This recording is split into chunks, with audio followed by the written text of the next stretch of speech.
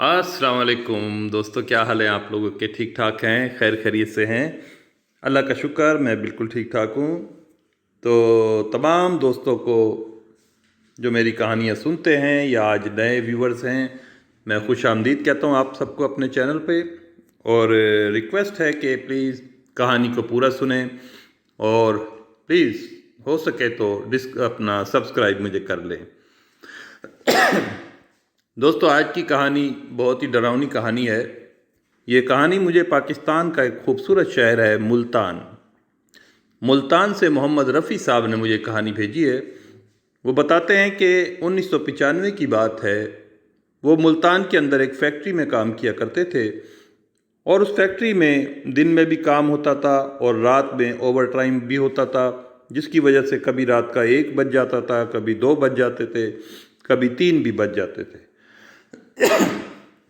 मोहम्मद रफ़ी बताते हैं कि वो अपने घर से जब फैक्ट्री जाते थे तो तकरीबन आधे घंटे का सफ़र था और उस आधे घंटे के सफ़र के दौरान एक रास्ता ऐसा आता था जहाँ से बहुत ही बड़ा और पुराना कब्रिस्तान है उस इलाके का, वहाँ से गुज़र होता था।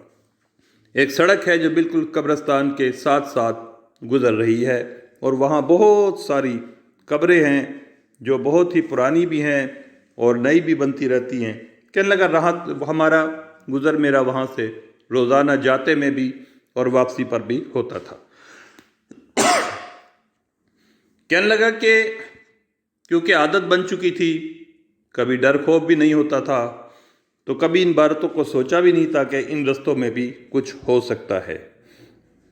उन्होंने बताया कि जब वो बचपन में छोटे थे तो अक्सर वो जब 10-12 साल की उम्र में थे तो उनको बड़ी बड़ी अचानक से कोई भी डरावनी शक्ल नज़र आ जाती थी, कोई डरावना साया नज़र आ जाता था, कभी घर में कभी बाहर, और कभी सोते में कहता है कि मैं एकदम से सोते सोते कोई डरावना ख्वाब देख के चीख मार के उठ जाता था, जिसकी वजह से कहता है कि मेरे घर वालों ने मेरे गले के अंदर एक तावीज़ बांध रखा था, डाल रखा था, जिसकी वजह से फिर मुझे इन मामलात में काफ़ी फ़र्क हो गया और शाज़ व नाज़िर कभी मेरे साथ होता था, वरना आमतौर पर नहीं होता था। कहते हैं एक दिन का जिक्र है कि मैंने अपनी फैक्ट्री में रात को 1:30 बजे काम बंद किया और मैं घर के लिए वापसी के लिए रवाना होना चाहता था। तो एक मेरे दोस्त हैं वाजिद अली साहब, उन्होंने उस रात मुझे एक परफ्यूम दिखाया, एक अतर जिसे कहते हैं, इतर जो मुकामी बने हुए होते हैं। कहने लगे वो अतर दिखाया और उन्होंने अपने भी लगाया हुआ था, और जब उन्होंने उसको दिखाया मुझे और सूंघाया तो वो बहुत ही सहर अंगेज़ खुशबू थी। हमारे मुल्क में एक खुशबू है, उसको रात की रानी कहते हैं। रात की रानी का फूल होता है या रात की रानी के फूल किसी दरख्त में निकलते हैं जिसकी खुशबू बहुत ही सहर अंगेज़ होती है। कहने लगे जब वो खुशबू उसने मुझे सूंघाई तो मैं बहुत ही मसरूर हुआ, बहुत ही खुश हुआ। तो मेरे दोस्त ने वो खुशबू बग़ैर मेरे कहे मेरे भी सीने पे और यहाँ गर्दन के नीचे उन्होंने लगा दी, और वो खुशबू इतनी प्यारी थी कि मुझे खुद महसूस हो रहा था कि ये बहुत ही ज़बरदस्त खुशबू है। खैर, कहने लगे कि छुट्टी का टाइम था, उनका घर कहीं करीब ही था, वो उधर चले गए। मैंने अपनी बाइक स्टार्ट की और मैं अपने रास्ते की तरफ रवाना हो गया। कहते हैं जब मैं कब्रिस्तान के रास्ते पे आया, कुछ कब्रें मैंने गुजारी होंगी, थोड़े ही फासले पे देखता हूँ कि एक औरत, बूढ़ी औरत खड़ी हुई है। बूढ़ी औरत दरमियाने से कद की, और उसने सफ़ेद रंग की चादर पहन रखी थी और एक लिबास पहना हुआ था जिसका कलर थोड़ा सा मध्यम था। कहने लगा कि मैंने जब उसको देखा तो उसके हाथ में एक लट्ठी भी थी। उसने मुझे हाथ से इशारा दिया और पंजाबी ज़बान में कहा कि पुत्र खलो जा। मैंने जब उस बूढ़ी को देखा, कहता रात का इतना टाइम था और मैं हैरान भी हुआ कि कब्रिस्तान के पास बुढ़िया है ये। कहने लगा कि मैं उसके पास से बाइक गुजार के आगे चला गया। चंद लम्हे आगे जाने के बाद مجھے کہتا ہے شرمندگی سی ہوئی کہ یار ایک بزرگ تھی، پتہ نہیں کیا مدد کی ضرورت ہے، ہو سکتا ہے اس نے آگے کہیں جانا ہو۔ کہتا میں نے بائک روکی اور میں گھما کر واپس آیا تو وہ بڑھیا وہیں پر کھڑی ہوئی تھی۔ دیکھنے میں وہ بڑی معصوم چہرے کی بڑھیا تھی۔ خیر میں نے کہا ہاں جی اماں جی کیا بات ہے؟ تو اس نے کہا کہ بیٹے مجھے آگے شہر تک لے جا، تیری بڑی مہربانی، میں یہاں پیدل آئی تھی، اب مجھ سے آگے جایا نہیں جاتا۔ تو وہ کہتے ہیں کہ مجھے بڑا ترس آیا، میں نے کہا کہ یار بزرگ ہیں، پتہ نہیں کیسے اکیلی یہاں آ گئی۔ خیر میں نے کہا اماں جی بیٹھ جاؤ، آ جاؤ۔ کہنے لگا اماں کو میں نے پیچھے بٹھایا ہیلپ کر کے اور ان کا ڈنڈا جو تھا ان کے ہاتھ میں پکڑا دیا۔ جب میں نے ڈنڈا پکڑا دیا، اب میں چلتا جا رہا، کوئی بات ہم نہیں کر رہے۔ اماں جی کے ہاتھ مجھے اپنے کندھے پر محسوس ہو رہے تھے کیونکہ انہوں نے مجھے کندھے پر سے پکڑ رکھا تھا۔ تھوڑی دیر کے بعد کہتا ہے کہ تقریباً وہ قبرستان 2 سے 3 منٹ میں کراس ہو جاتا ہے۔ کہتا ہے آگے جا کے میں نے پوچھا، میں نے کہا اماں جی کہاں اترنا ہے مجھے بتاؤ، آپ نے کہاں اترنا ہے تاکہ میں آپ کو اتار دوں۔ لیکن کہنے لگا 2 سے 3 دفعہ جب انہوں نے مجھے جواب نہیں دیا تو کہتا ہے اچانک میں نے پیچھے مڑ کر دیکھا۔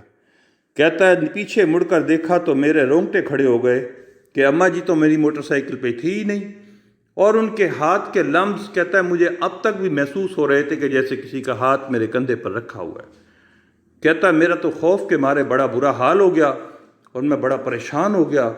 خیر میں نے اللہ کا شکر ادا کیا کہ جو کوئی بلا تھی وہ ٹل گئی اور میں جلدی سے اپنے گھر پہنچا۔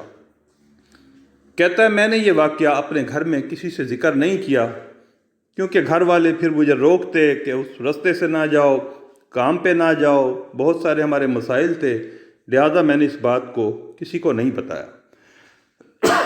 کہتا ہے روٹین کا کام تھا، میں اگلے دن پھر کام پہ گیا اور نیکسٹ ڈے بھی ایسا ہی ہوا کہ رات کے 1:30 بجے میری چھٹی ہوئی اور میں اسی رستے سے آ رہا تھا۔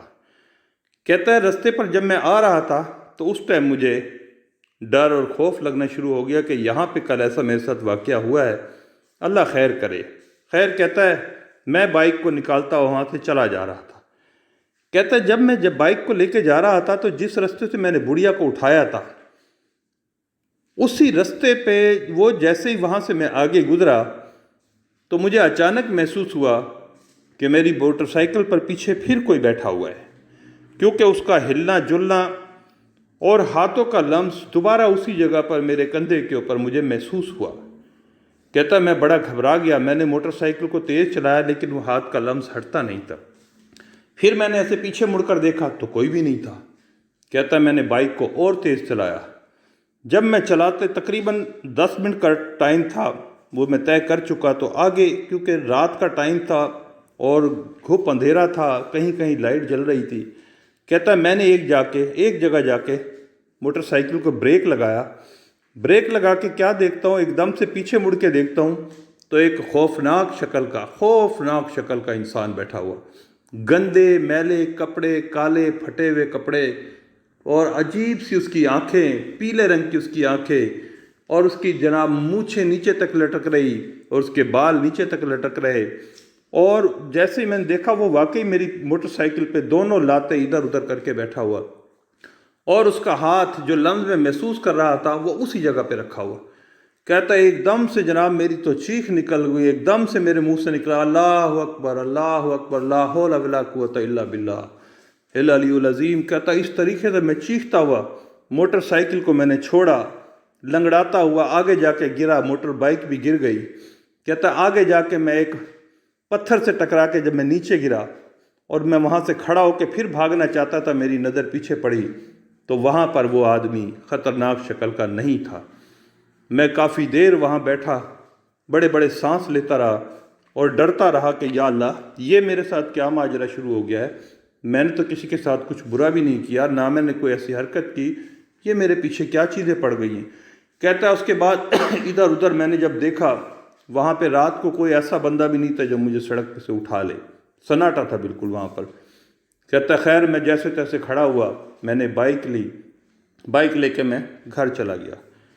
کہنے لگا جب گھر چلا گیا تو میری کیونکہ حالت کچھ خراب ہو گئی تھی، میری والدہ جاگ رہی تھی، انہوں نے دروازہ کھولا تو انہوں نے مجھ سے پوچھا بیٹا یہ کیا معاملہ، کیسا ہو گیا؟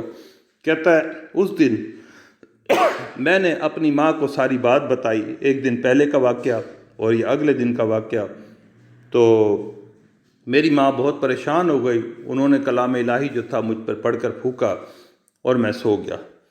کہتا اگلے دن جب میں صبح اٹھا کمرے کے اندر، میں اٹھ کے ابھی جانا چاہتا تھا واش روم وغیرہ اپنے کمرے میں سے، کیا دیکھتا ہوں کہ جو آدمی رات میں نے دیکھا تھا جو میری بائک پہ پیچھے بیٹھا ہوا تھا، وہی آدمی اسی گندی حالت میں میرے بالکل دروازے کے بیچ میں کھڑا ہوا، اور اس نے عجیب قسم کے ہاتھ اس طرح اوپر کر رکھے جیسے کہ مجھے مار دے گا۔ کہتا ہے میری پھر چیخ نکل گئی اور میری طبیعت بہت زیادہ خراب ہو گئی اور مجھے بے ہوشی کا سا دورہ پڑا اور میں گر گیا۔ پھر میری والدہ، میرے گھر والے سارے بھاگ کر آئے، آ کر انہوں نے مجھے سنبھالا۔ کافی دیر کے بعد جب ہوش آیا تب میں نے انہیں بتایا امی اس دروازے کے اندر کھڑا تھا، وہ ایسا لمبا سا اور کالے رنگ کا لباس اور اس طرح کی اس کی شکل، سب کچھ میں پاگلوں کی طرح انہیں بتا رہا تھا۔ خیر انہوں نے فوری طور پہ، میرے والد صاحب کو احساس ہو چکا تھا کیونکہ میں قبرستان کے پاس سے آتا جاتا ہوں کہ اس کے اوپر کوئی اثر آسیب کا اثر آ چکا ہوا ہے، تب میرے والد صاحب نے فوراً ہی ملتان کے ایک اس وقت بہت ہی بزرگ شخصیت تھے، عالم دین تھے، ان سے رابطہ کیا، انہیں بلایا اور اپنے گھر میں ان کو بلایا گیا۔ تب انہوں نے مجھے بٹھایا، مجھ سے حالات پوچھے اور اس کے بعد انہوں نے اللہ کا کلام پڑھا، کافی دیر پڑھتے رہے، پھر مجھے پڑھ کر انہوں نے پانی پلایا اور انہوں نے کہا کہ 7 دن تک مسلسل یہ پانی آپ نے پینا ہے۔ پھر انہوں نے ایک اللہ کے پاک کلام کا ایک مجھے تعویذ بنا کر دیا اور کہا کہ یہ تعویذ آپ نے ہر وقت گلے میں باندھ کر رکھنا ہے، اور یاد رکھنا کبھی قبرستان کے پاس سے کوئی ایسی خوشبو لگا کے نہ گزرو، کیونکہ یہ غیبی مخلوقیں جو ہوتی ہیں یہ خوشبو کو بہت پسند کرتی ہیں، اور کوئی خوشبو اگر انہیں بہت زیادہ پسند آ جائے تو جس نے لگائی ہوتی ہے اس کا یہ پیچھا کرتے ہیں اور اس کے اوپر یہ اثر کی صورت میں حاضر ہو جاتے ہیں۔ کہنے لگا ان عالم دین کے علاج کے بعد اور اس تعویذ کے بعد آہستہ آہستہ اللہ کا شکر ہے میری حالت بہتر ہوتی چلی گئی، اور آج اتنے سال گزر گئے، میں آج بھی اس قبرستان کے پاس سے آتا جاتا ہوں، لیکن پھر میرے ساتھ یہ واقعہ دوبارہ کبھی نہیں ہوا۔ تو دوستو یہ ایک واقعہ جو ہمارے دوست نے ہمیں بھیجا تھا، جیسے بھیجا میں نے آپ کو پہنچا دیا۔ امید ہے آپ کو انشاءاللہ پسند آئے گا، پسند آئے تو پلیز لائک کریں، پلیز میرے چینل کو سبسکرائب کر لیں، اور اس میں نصیحت یہی ہے کہ کوشش کریں قبرستانوں کے پاس سے خوشبو لگا کر نہ گزریں۔ تو دوستو اگلی ویڈیو تک کے لیے عطا انجم کو اجازت دیں، انشاءاللہ پھر ملیں گے۔ اللہ حافظ، السلام علیکم۔